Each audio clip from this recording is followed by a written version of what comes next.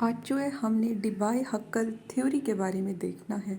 तो ये जो डिबाई-हक्कल थ्योरी है ये बेसिकली एक्सप्लेन करती है कि जो इलेक्ट्रोलाइट सॉल्यूशन होते हैं वो आइडियल बिहेवियर को क्यों छोड़ देते हैं।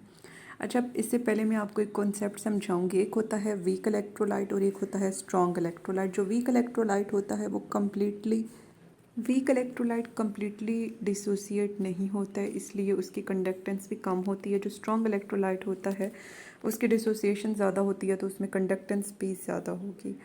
तो ये जो थ्योरी है ये बेसिकली एक्सप्लेन करती है स्ट्रॉन्ग इलेक्ट्रोलाइट को। अब जो वीक इलेक्ट्रोलाइट है इसकी अगर आप डाइल्यूशन करेंगे तो इसकी कंडक्टेंस बढ़ेगी, लेकिन स्ट्रॉन्ग इलेक्ट्रोलाइट में अगर आप डाइल्यूट सोल्यूशन डालते हैं, उसे मज़ीद डाइल्यूट करते हैं तो आइडियल कोई चीज़ होती है जब वो डाइल्यूट यानी कि कम होती है। जब आप उसकी डाइल्यूशन ज़्यादा कर देंगे तो फिर क्या होगा कि वो कंडक्टेंस भी ज़्यादा शो नहीं करेगी और वो डिसोसिएट भी कम होगी। इसी चीज़ को डिबाई-हक्कल थ्योरी एक्सप्लेन करती है। जो कोलिगेटिव प्रॉपर्टीज़ होती हैं वो बेसिकली होती हैं जो solute to solvent number of particles पे सोल्यूशन के डिपेंड कर रही हों। तो वो जो कोलिगेटिव प्रॉपर्टीज़ होती हैं वो डिस्टर्ब हो जाती हैं। अब एक पॉजिटिव आइन है, उसे बहुत सारे जो है नेगेटिव आइंस सराउंड कर रहे हैं। एक स्फीयर बना हुआ है, ठीक है। तो फिर क्या होता है, इलेक्ट्रिसिटी पास करती है तो वो जो स्फीयर है उसकी शक्ल उसकी वो डिफेस हो जाता है, उसमें नंबर ऑफ़ आइंस जो है रैंडम चले जाते हैं। तो फिर दोबारा से स्फीयर बनने के लिए कुछ टाइम चाहिए होगा, तो वो जो टाइम चाहिए होगा वो रिलैक्सेशन फैक्टर है। तो एक ये डिटरमाइन करता है कोलिगेटिव प्रॉपर्टीज़ को, और दूसरा एसिमेट्रिकल फैक्टर होता है कि इलेक्ट्रिसिटी पास करने से आइंस की सिमेट्री डिस्टर्ब हो जाती है। और इसके अलावा इलेक्ट्रोफोरेटिक अफेक्ट होता है।